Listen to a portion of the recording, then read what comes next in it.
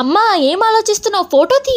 అదేనమ్మా, కాలేజీ ఖర్చులున్నాయి, మళ్ళీ తమ్ముడు ఫోన్ కనమంటున్నాడు, అందుకే ఆలోచిస్తున్నా. ఎందుకమ్మా ఆలోచిస్తావు? బ్యూటీ విత్ బ్రెయిన్ అన్నట్టు బ్యూటీ విత్ పవర్తో నీకు ఒక మంచి మొబైల్ ఇస్తా చూడు.